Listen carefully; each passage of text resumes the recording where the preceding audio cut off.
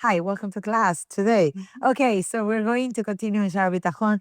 So, in summary, what we spoke about it last time, I'm just gonna give a very quick summary, and from there we're gonna move on to today's class. Is that the one of the main points that we said last time is that you can't compartmentalize Hashem.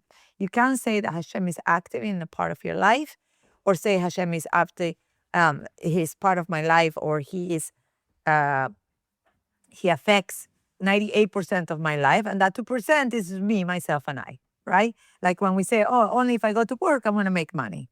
The reality is, if you're meant to make money, Hashem is going to find a way.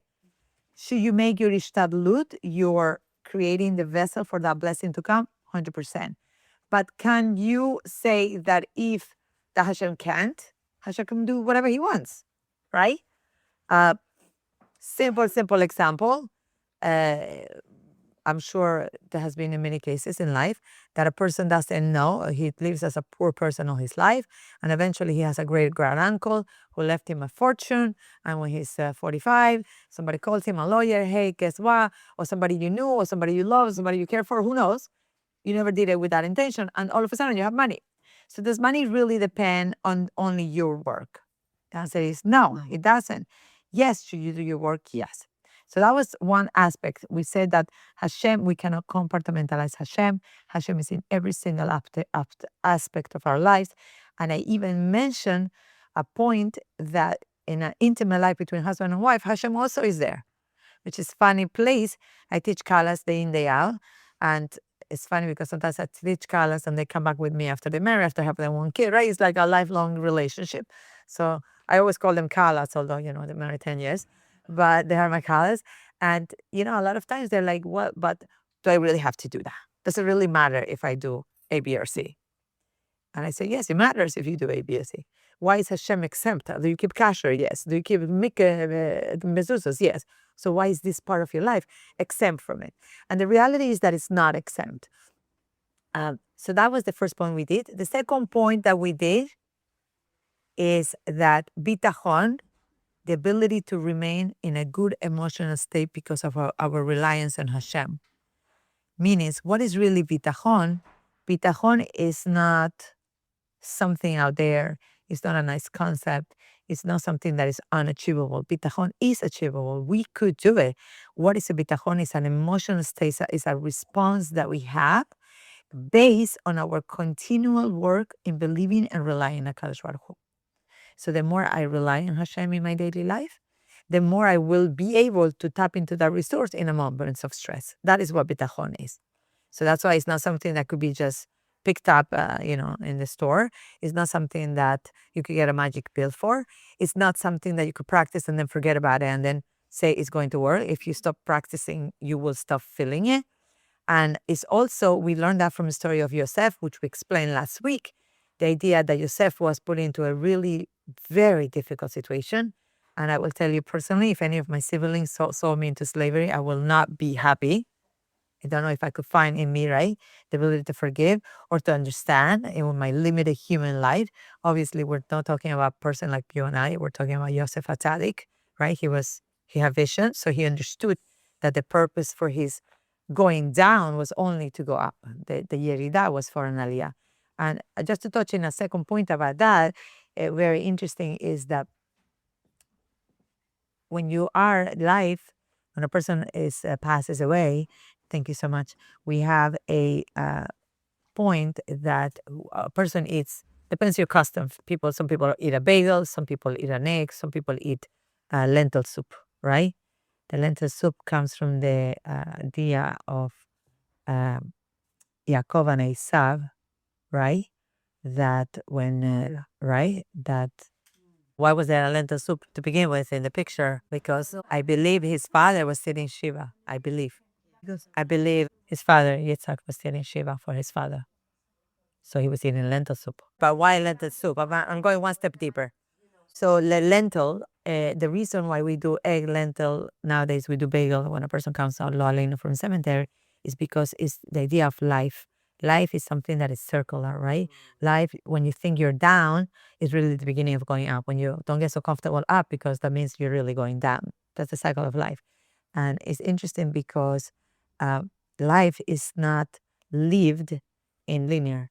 And I just saw something very interesting. I'll try to send it for those of you who have Instagram, how the bumps of life makes you go farther away, makes you go faster. It makes you, when life is linear, there's a scientific experiment where they have like a little metal ball and they're going parallel. So one goes through up and down, up and down, up and down, and the other one goes straight. Which one goes to the end? The one up and down. And that why am I saying that is because we all experience the up and down, right? And as you just said, if you're not experiencing up and down, please seek help because 911 is the place, right? Yeah. And it is the up and down. It is when you're up that you are practicing the bitachon, that when you go down, you have the resources, you have the tools in your pocket that you could just come out, right? So from here, we come to learn that bitachon is a learned skill and it takes intellect, which it brings it down to your emotional level. So the practice of bitachon, so this is going to be my line. Maybe I'm going to patent that line. Practice bitachon equals experience bitachon. You must practice bitachon in order to experience bitachon. So practice bitachon equal experience bitachon. If you don't practice bitachon, do not expect to experience bitachon. Okay, it's an experience. Now, we're speaking about the 10 benefits. We ended with this, right? We were speaking about the 10 benefits that this brings us. And I said 5 will be spiritual and 5 will be material. So I just wanted to bring you to your safer, for those of you who have it, in page is the first introduction. We're still at the introduction. And I'm going to repeat that I will be remaining in the introduction. I'm letting you know right now for a little bit, maybe another 2 weeks. Hopefully, I'll try to speed up the process. But the reason I said it, for those of you who were not here when I said it, is that when a rocket is leaving, it takes very long time to shoot out, right? It takes most of the gas to be launched. Why? Because you are fighting resistance, right? When you're fighting resistance, it's so much heavier. Once you break through, then the shuttle goes fast. Take, for your enjoyment, go Google shuttle launch in, JFK, whatever it's called, in Florida, and you'll see it goes very slow. And all of a sudden, once it's able to break through, it goes really fast. You don't even see it, right? You can't even follow it. We're fighting gravity. That's it. And what we're doing, great. So what we're doing right here with Shaar Bitachon in the introduction is specifically because this is kind of your zip file of the whole book. He's going to give you a very important concepts, few of them, and then we're going to very easily, as we move along, dissect all of them and how to apply it to our daily lives. So we're still going to be introduction for another, I believe, 1 or 2 classes, depending, right? So if you read along, you're going to see from 1 to 10, and you're going to see that we have, it's going to, just to see some of the different things that we're going to be covering, right? So 1, material. The alchemist worries how to attain material for his work. The person who trusts in God, who has bitachon, God will find a way, even when something goes the wrong way. Harm. Can a person really be harmed through labor? The next person is going to say, it's safe for me. I'm going to be safe from harm. Advice. Scared to share information. The other person, the person who's entrusting, has nothing to hide, right? We could go to each and all of them, but just for us to see that there are 10 different places in which we could put trust in Hashem. And here is enumerating all of them and is redirecting our mind from the natural way that Hashem put in us as humans to see life through the natural eye, to see it from a more godly place in it, okay? So I'm going to now go back and we're going to see. So we have 10 benefits, 5 are spiritual and 5 are material. So let's start with number 1. Number 1, we spoke about it briefly last week, is tranquility. What does it mean, tranquility? It means worry-free. Why is it so important? Because it's enabled us to serve Hashem with calmness, which in turn is going to allow us to devote our good, healthy, positive energy of the servant to Hashem. And I gave an example last week, I believe I did, about when you travel. And when you travel, if you're worried about how we're going to get there, the plane ride, the car ride, etc., right? If you go into a safari, am I going to be eaten by the lion? Yes or no, right? If you are experiencing that, it takes away from you experiencing the actual trip. They're going to come home exhausted from anxiety of, oh my goodness. So what does it mean to be tranquility? It means that you are able to not focus on that electric energy that takes away from the purpose of your journey. In the case of the safari, I hope your purpose was to see the world, to see nature, to relax, to enjoy. But if you're always like fighting this emotional response, you can't really enjoy. So too, we came to the world, each of us has a specific mission, a very powerful and healthy mission. And when we are not in tune with God's wavelength, because we're worried about how, where, it takes away our good energy that we could devote to enjoy the ride that is called life. So we see from here that tranquility is really actually a very important asset. Most people, when you ask a person, you want to pray, I'll give you whatever you want, right? If a genie came out, he says you have one wish, right? Some people are gonna say money. Some people are gonna say, right, some wealth, some health. How many people ask for tranquility? You could have all the money in the world, and if you're not calm, how does that help you? You could be healthy 100%, right? Your body could be top shape. I'll tell you how it helps you. Let me hear it right here. What? You could do things too with the money that could also help you with tranquility, no? 100%. But if your state of mind, is not a state of mind that is that could even be there, when a person is not calm, you're not even there. You're living an alternative reality. I believe I said the story last week about Niagara Falls. I always tell my husband, Rafael, I'm South American. I have to show you a picture where I grew up. You see, I live in a valley and I'm on the top. So I see the whole city, the mountains, sunrise and sunset. That's how I grew up every day. Caracas, Venezuela. So I used to wake up early. I love early morning. And I would just look and like lay on my bed with my head like by the window and look at the sunrise. When sunrise was out, I said, okay, that's it. I have 45 minutes to get to the bus, right? This is like, so living in a box in New York City, seeing the bricks right there and the bricks behind, it's not so, uplifting.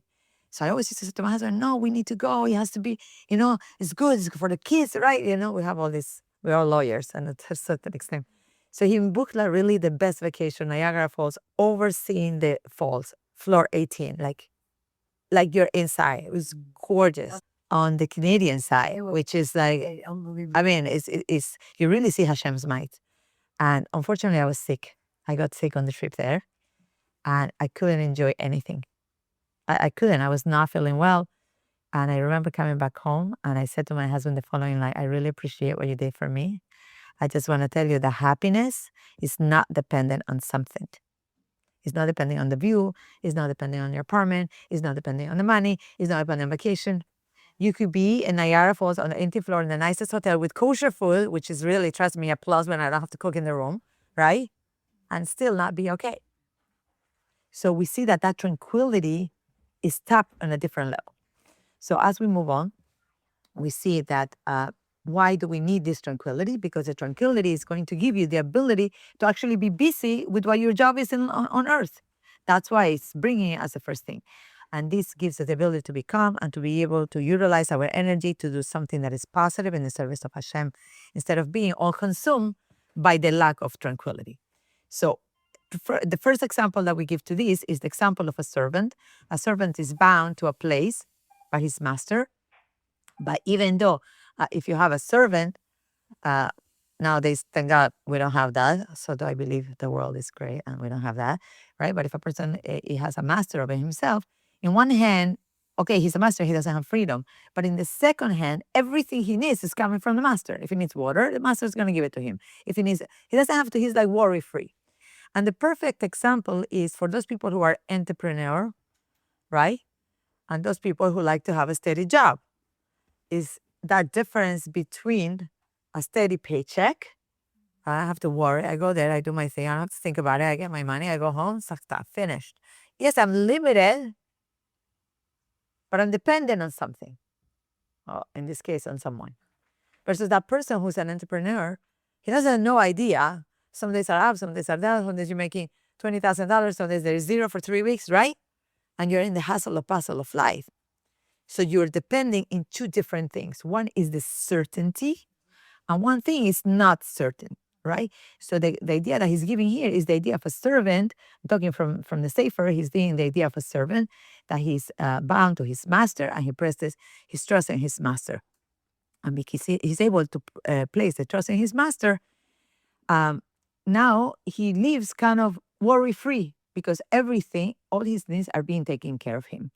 And that's basically kind of the place where we need to get to in life, where we see that it doesn't matter what you're facing today or what challenge you're facing today. If you are completely subordinate to Hashem, you know it's going to be ultimately good. And if you know it's ultimately going to be good, then you could relax on the ride. And because now you relax on the ride, now you can realize that time, instead of being worried about it, but actually in seeing how could I do? What is my next step in over that Hashem? Okay? Now, this is going to enable the person to be connected to God and to accomplish his job in this world and to serve God in the way that he really needs to serve Hashem. Okay? The second, yeah, I mean, I think when a master is human, you can't always trust them. 100%. So they don't all provide everything you need. Correct. Sometimes they're not good. Sometimes your life is miserable. So 100%. that analogy kind of troubles me. Correct. But we are thinking in terms of Hashem being the master, not another human being. Right? The analogy is to understand, am I dependent on someone, yes or no?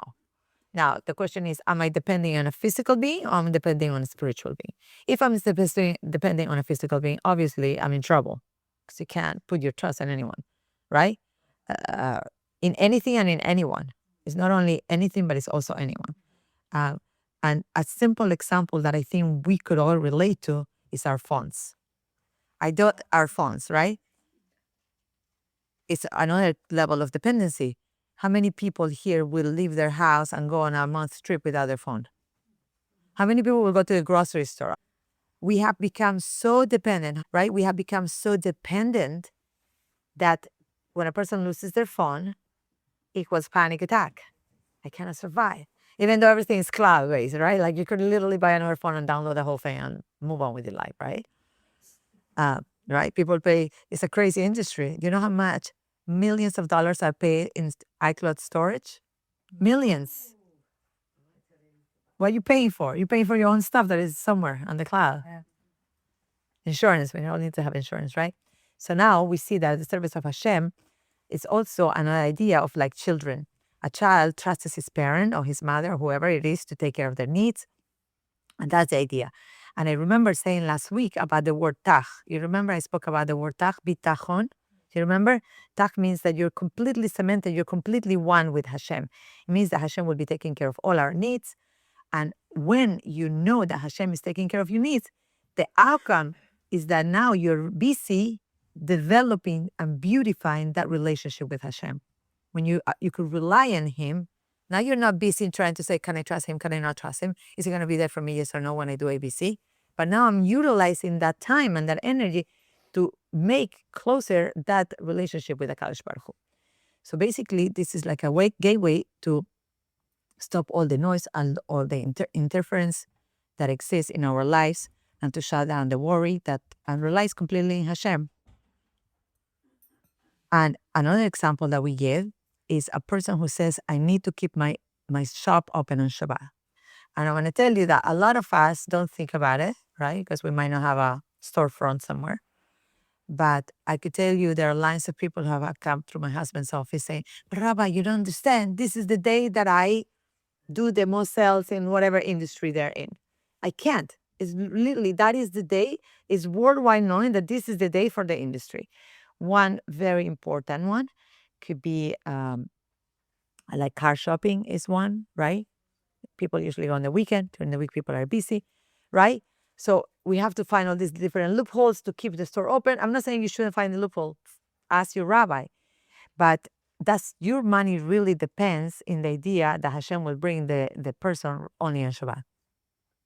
Yes or no? Or a person who opens a restaurant, right? It's another industry, right? What if you're a doctor's office? That's exactly right. Or doctor's office, it depends. Doctor's office is a little bit different. And you're not the doctor, but you have people working for you and it's open. So because all the Rav, as a rabbi, because it's very specific, it's not a one size fit all heter. It applies to a specific thing. When it comes to a doctor is allowed to mechalel Shabbat because he's saving a life. Then he's saving a life. It's a different category than me selling whatever it is. But the restaurant business is another business. If you ask anyone who's in the business industry and the restaurant business, they're going to tell you we can't, and they close. They're going to say we couldn't survive because we were closed on Shabbat. Is that true? Yes or no? What do you think? So it means that does your parnasa really depend on you being open on Shabbos? Yes or no? The answer is no. Now the question is, when you're the owner of the store and you have a $40,000 rent, and you know, because you have been before open on Shabbat, and you realize that out of the 40,000, 20,000 come on that Shabbat, right, in the first Shabbat, your taste and faith and emunah is much greater to the person who doesn't own the shop. That doesn't mean he should open. I'm just saying, understand that when a person is in a certain place, it depends where he puts his energy. So now, for a person does not place his trust in Hashem, he places his trust in something else. So the second point that he's bringing here, which is an important point, is that there is no such a thing as a person not putting his faith on something.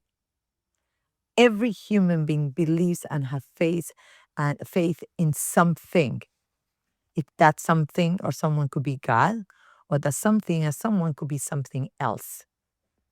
And it's interesting because a lot of times we feel and we think, and I could tell you by fact, there's somebody I know that they moved to Florida, but they keep address in New York and they keep the insurance in New York. Why? Because they say the healthcare is much better in New York. They don't want to have a Florida insurance, they don't want to have a LA insurance, they want New York. Why? And anytime they have something with health, literally they hop on a plane and come to New York. Why? Because they put in their trust in the healthcare in New York.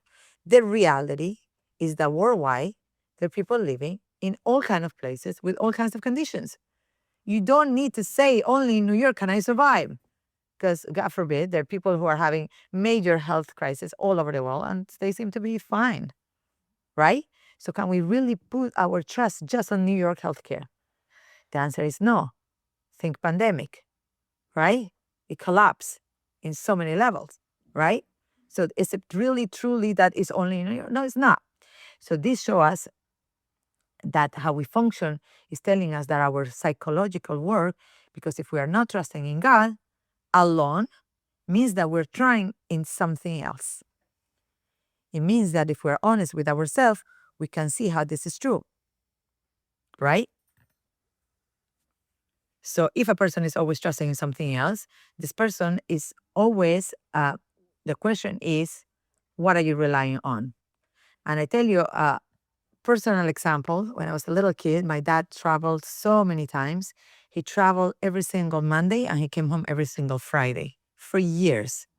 Since I was maybe 6 until I moved out of my house. Every Friday he will come home. Every Monday he will go to the business.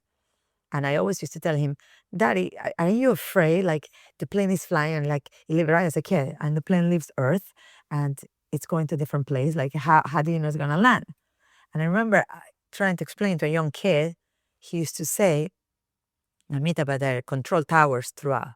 So like, let's say a New York control tower is, connecting to the plane, and now he moves to Virginia, so Virginia control tower is dead. So always there's somebody like watching over the plane, right? It's only Hashem, obviously. As an adult, I came to understand. But it's like we are relying on that control tower that is making something good in my life, whatever that is. And what happens when you're in the middle of the Atlantic? Which control tower has your plane, right? So we come to understand that there's something much greater.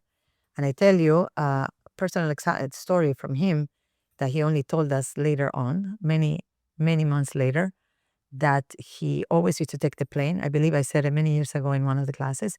he used to take the plane, and one time he took the plane. It was a 45-minute flight from New York, from my hometown, and we are in the middle of the Andes, so it's very bumpy, and it's like also like very high. The plane has to go very high, and also has to land very quickly because there's like valleys like in between the mountains. And he was flying somewhere with his partner, and as he's flying, he sees the huge mountain on his left, and then 3 minutes later, he sees it on the right. So he says to his friend, there's we are in trouble. There's something wrong with the plane. Because the city where they went was a very small town, so they can't handle like a big problem. He says they're turning us back. There's a problem with the plane. And his friend's like, what are you saying? You're crazy. What are you talking about? He says, I'm telling you, I do this every week. There's something wrong. 10 minutes later, the pilot comes in and he says, well, sorry, we realized that the gear to land is stuck. It's not coming down. So please, everybody, prepare for emergency landing. We have to fly back to the city where originated, and everybody put your positions. We're going to land there. So my father, they come, they put in the position, they put the foam, whatever they do for landing. And as it's approaching, they hear a big tuck. The thing comes out, the plane goes out again, and then they land. Now there are like 20 ambulances taking everybody. Everybody's panicking beyond, right? We're going to die.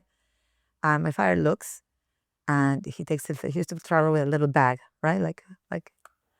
And he takes his bag, and they say, okay, there's a different airline flying in about 20 minutes. Whoever wants to fly is in this plane. Everybody on the plane stay. My father grabbed his friend. He says, we're taking the next plane. And I asked my dad later on, why? Why didn't you deal with like the emotional stress of almost dying? And he said, if God wanted him to die, he didn't need to give me the second plane.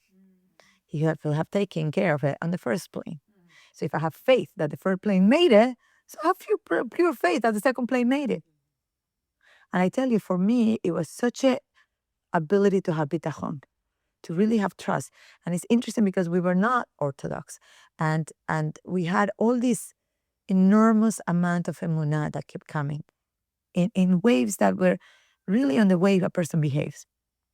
I'm going to take one more second to say a second story, which I think is also important to say, that later in his life, when he was not well, he was going through a lot of treatments, and we went home. My father on construction, he did lumber. He had a factory, and he used to sometimes go see his customers. So he had been in New York, and I traveled with him, and he had a pickup truck, and he went in South America. Not all the roads are paved, so you go through a paved road, and then you could go like over the mountain to go to the other side, like instead of going around. So he decided to go with his truck in this wonderful mountain, and I'm like, hyperventilating. He doesn't feel great, and the car, is like from 25 years ago, 40 years ago, and it's going through this like dirt road, and he sees me. He was driving, and he sees me. I had a BlackBerry. You remember this BlackBerry? He sees me doing, right, like just in case, like car dies, like, yeah, who's gonna save us in this mountain? I don't even know where I am, right? And he looked at me like, like this, and he said, don't worry, God has a cover. You don't need reception. You have a natural reception with him. This is who I was raised with. This is how my sister and I were raised with. And it's a very powerful thing, because when you act with full emunah, Hashem is taking care of you. When you put your faith in something foreign, then Hashem is taking away his divine providence in your life and letting you be on the place that you're choosing to be. Okay? And this is the next concept that we're going to learn. Now, basically, this is how we work. This is how our psychology works. He's telling us here that what's going to happen is that when a person places his trust in something else than God, he removes his divine providence from him, leaving him in the hands of that object or that person or that thing that you place your trust in. If you put your trust in something, that is what's going to have the power and the energy. And I believe I said last week about the horoscope. Don't read the horoscope, because then you put in yourself, this is my mazal. Guess what? That's not your mazal. Your mazal is only touched and held by Hashem. So what it means that God actually removes his providence from a person, and he leaves him in the hands of that one thing that he trusted. It means that whatever that Hashem, whatever that is. So if we believe that our lives is going to be subordinate to anti-Semitism in America, if that is what you believe, then you're putting yourself at the hands of anti-Semitism. When you saying, a soldier, God forbid, says, it's Hamas, our soldiers are not going in the front line saying it's Hamas. They're saying there's only Hashem. Right? Like that video I showed a few weeks ago that he said, don't worry, stay in your place, daven, don't worry, we're okay. We're not going in, do our job and come right back. Right? So where are you putting your face? So he said, so God is always, so he said, the rabbi says, that God is always creating the world. He's constantly saying, let it be. Hashem didn't say 5,784 years, let there be a world and walked away. He's saying, let it be, let it be, let the court be, let the food be, let your job be, let your business, your partner, your deal, whatever it is, Hashem is recreating because he's recreating the source. It means that nothing will exist right this second if Hashem was not saying, let there be. So if Hashem saying to everything you see here, let there be, and he's creating it, it means that nothing is outside his dominion. Yes. The Hanukkah prayer we're doing with the Amida, the morning prayer. What was it this time then and now? What is it? In those days, at this time. What? Explain that to me. Because I know it's something, but... So it's the prayer that we say when we say Purim and Hanukkah, and it's the prayer that says Halanisim is the miracles that happen in those days, but the way the word is conjugated is in those days at this time. That doesn't make sense. What do you mean those days at this time? It means that those miracles and that energy and everything that happened to us then in Hanukkah is bring it now. It means that Hashem is recreating the world right now. It didn't stay there. It's right here, right now. You could tap into that energy. That's why if you think about it, the whole world is doing menorahs. And I want to tell you that there is somebody, a young fellow, who was doing a party to fundraise money for Israel in a club, right, for youngsters. And I said, okay, so what are you giving in this party? So he said, we're giving drinks, we're giving this, or whatever. He was telling me what they're doing. So I said, are you giving menorahs? And he looked at me, he said, what? I said, are you giving menorahs? And it's interesting because he sent me a voice note, Rachel, I'm going to think, can I come? Do you have enough menorahs for me? Do you have 200 menorahs? So can you utilize that energy? The world is craving for light. It's very dark. And it's not only dark for our front lines, it's not only dark for us. The whole world feels the darkness. Don't think, and I'm not going to get political here, but don't think that in the other side of the question of what's happening in Gaza with the people from the Muslim nation, don't think that is easy. It's heartbreaking. Yeah. It's heartbreaking. I'm not here to discuss what right or left, but I am here to say that the whole world is craving for let there be light. Let there be light. Let the end of this crazy gallows end. And we have the power to do that. So going on with what we're saying is that we're creating the world, and so Hashem is creating. It's a very important point that we need to come into and we need to explain. So we need to just hold on to that thought for a minute, that Hashem is recreating your daily life. And when you attach your daily life to a thing foreign than God, then that's the energy through which Hashem's light is coming into your life. But when you bypass that foreign object and you're only placing it directly to Hashem, that's the energy you're getting. So now let's think, which energy you want? You want directly from Hashem. And that is something, that's why yesterday, the day I went into court, I walked in, and when I say, in God we trust, I was blown away. I was saying, there is no lawyer, there is no case, there is no judge, there is no space, there's only Hashem. We're here because we're in a mission. We have to take a bracha, we have to eat something, we have to be there for someone, we have to pray. The place needs this energy right now. It needs your holy energy. And that's why Hashem is bringing you there. Otherwise, Hashem wouldn't bring you there. So when you're living your life in a way that you know that you're in a place for a mission to bring light, and I'm not talking only Hanukkah light, your outlook, your behavior, your demeanor, your action is completely different. Yeah, in God we trust, and money. That's why they say dollar hasn't fallen yet. I don't know. Maybe. Meaning that he's always involved and he's never detached from us, because Hashem is always willing me into existence. He's willing every single thing is into existence. He has to be creating. Nothing happens outside his existence. And this brings us to the story of Purim, because in Purim, when you read the Megillah, and what does it say, the Megillah? And it happened to be that Ahasuerus woke up. And it happened to be that he's called his servants. And it happens to be that the book opened to page 475 where he spoke about Mordecai. And it happened to be, and it happened to be. Does it really happen to be? No. Because even though the Megillah is a Jewish book that doesn't have Hashem's name written in it, Hashem is through the whole thing. He's just hiding in this Megillah. So we need to understand that God is creating the world every single second. God is constantly enlightening in this world, and He's recreating and recreating this world and bringing it into existence by divine providence. He's not just creating the world, like when, like, I don't mean it disrespectful, right? Like when you're cooking dinner, da, da, da, da. He's not doing that. It's all a perfect cycle. It's a perfect connection. It's a perfect, you are in a certain place because Hashem saw that you needed to help someone, or because you needed to hear a certain thing, or because you needed to see a certain thing. So every step of our lives, every breath that we take is guided by divine providence, and all this is happening because Hashem said and He willed it to be. Meaning that this energy of recreating the world is second by second, meaning that Hashem is the only existence. And I know that I'm delving a lot through this point, but for us to understand that life is not just a sum up of coincidences, like we say, but that Hashem is, it was, it is, and it will be.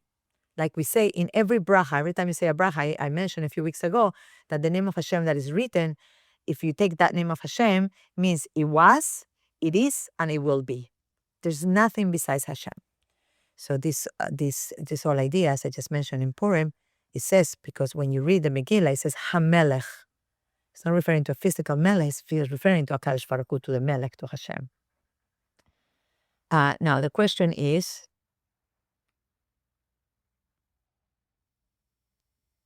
can I overcome this idea that I live my life on what I could see and I could touch? Can I overcome that part of my life? And therefore extending to the place where I see divine providence in our lives. Can I only depend on what is palpable to me, or can I go beyond? What do you think? Yes, can you? So Rabbi Novachia says that we need to trust to see. It's not that we need to see to trust, like the whole world. The whole world says, show me, so I believe you. Here, because you believe, therefore Hashem is going to show you. It's two different, very different outlooks. One is, I only believe when you show me. And the other one is, you need to show me to believe. The other one is, because I believe, therefore Hashem will show me. Rabbi is what he's saying here, in essence, is like this. I'm going to explain it from the outside.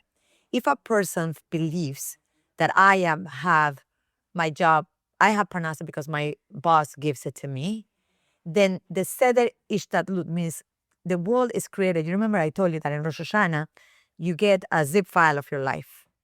And this zip file has to be downloaded through your life. Means seder ishtalut. It goes through the 4 different worlds, spiritual worlds, right? It goes through the 4 different worlds, Asiya, all the way, and it comes to this physical world.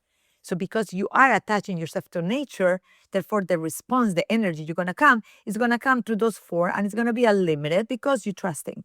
But when you trust to something beyond nature, basically what you're doing is you're bypassing the nature channel of all the energy coming down through the 4 worlds, and you're tapping directly into the source of Hashem. You're bypassing the natural order of the world, and you're saying there is only one God. Okay? Now, and we see this from the many stories that we see right now, that we see in the Torah, we see in Eretz Israel. We see the idea, one of them very, very prominent in the news, about Gaza, the hospital in Gaza, right? That you saw all they were throwing the, how you call this, the rockets, and they wanted very much to come to Israel. What happened to the rocket? It did a rip, and it fell back in Gaza. So if we read from the inside, I'm just going to read you two few things here. We're going to read just the text for us to bring it to actuality. So we started by saying, one place in trust On placing our trust in God alone, the author introduction, having previously discussed in the previous gate the obligation to accept the service of God, I have seen it appropriate to now explain that which is most necessary for a person who wishes to be a servant of God, and that is to rely on Him in all the matters. For doing so, there will be great benefit, both in the Torah matters and in the worldly matters. That's what we spoke about the last week. Now, if we move forward, next page, which is 4, for those of you who have the book, it says, among the Torah benefits is tranquility of the soul, which is free of worry as a result of this reliance on God, just as a servant is bound to place his trust in his master, which we just spoke about. Moving on, for a person who does not place his trust in God, places his trust in a different entity. So that's the second point we spoke about it, that if I'm not placing my full trust in Hashem, I have a, how you call this? Like intermediary. So if a person places his trust in something other than God, then he removes his divine providence from him, and he leaving him in the hands of an entity in which he places his trust. We're being left on that. Now, if you go to page 6, very important paragraph, it says, and the person who places his trust in something other than God will be like one regarding who it says in Jeremiah, for my people I have committed 2 evils. There are 2 things I did wrong here. They have forsaken me. It means we did not place on our trust in Hashem, and the springs of living waters to dig for themselves cisterns, but they're not regular cisterns, they're broken cisterns that not to hold water, that these do not hold water. So basically, I'm taking my energy from placing in HaKadosh Baruch Hu, I'm putting it into something that doesn't even hold the bracha of Hashem, because it's faulty, it's a broken cistern. And if we read on, he comes and he explains many different, to support the idea. As it says in Psalms, they exchange the glory of the likeness for the grass-eating ox. What does that mean? This refers to the time when the Jewish people were doing the golden calf. We just saw Hashem, and 5 minutes later we forgot Hashem, and we bending down to a golden idol. And we go on, and it says, and as the verse says, blessed is the man who relies in God, and the Lord will be his support. It means that how do you get the support? You only get the support when you're trusting in him. He could only be there for you if you're really attaching yourself to him. If we continue to read, it says, fortunate is the man who made God his support and did not turn to the haughty and to those who turn into falsehood, right? But the most important point here, he's going to say, and it says in Jeremiah, cursed is the man who relies in man and makes flesh his arm, and whose heart turns away from Hashem, right? What does it mean he's cursed? Curse is a very big word, right? Why is he being cursed? Because by the fact that he put his energy and he trust in something else, he took away the blessing that could come directly to him. That's what he's doing, okay?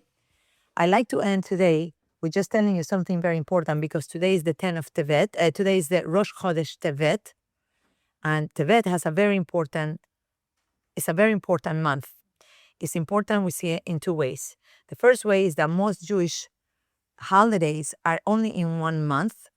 And when you have a holiday that follows in 1 month and continues into the second month, it means that it's carrying the energy of the holiday and permeating the full month ahead. What is that energy? Hanukkah. We have the last 2 nights of Hanukkah. So Tevet is the 10th month of the Jewish calendar, counting from Nisan. The name is mentioned in the book of Esther, and it was acquired in Babylonia, and shares the Tevet comes from the word Tov, good, meaning good. Tevet comes from Tov, which is good.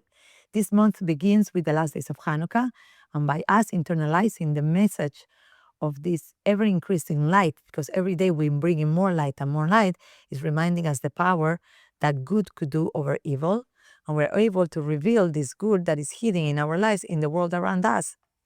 And it's interesting because in this month there is a holiday. Anybody knows what holiday we have? Small holiday. We actually have a fast day called the 10th of Tevet. 10th of Tevet, in 10 days from today. Anybody knows what this 10th of Tevet is? There was the siege of the walls of Yerushalayim, which would lead to what? To the destruction of the first Beit HaMikdash, the Holy Temple, 2.5 years later on Tisha B'Av. So in this fast day, we have the divine attribute of mercy that is able to be drawn into the world. How? By fasting and doing teshuvah over the destruction of the temple, one is able to sweeten Hashem's anger towards Israel and it says that in every generation in which the temple has not been rebuilt is a moment or a year that the generation has the ability and the opportunity to fix what happened then and end the exile. Exactly on the 10 of Tebet. Because the 10 of the Tebet, if you think about it, when the temple was built, what was the temple? What is the temple? Why do we want Mashiach? Why do we want a temple? What does the temple represent in our lives? It represents that Hashem opened Hashem energy into the world. It means you could tap into the energy of Hashem. It means it's the purpose of creation, which is to bring godliness into the physical world. And when can we do this? We could do it specifically in this month when we bring the energy and we drag the energy of Hanukkah miracles and we bring it into a month of Tov, of good. And in 10 days from now, we are able to do the fast. And by bringing in the fast, we're sweetening, by the teshuvah we're doing, we're sweetening, we are appeasing Hashem.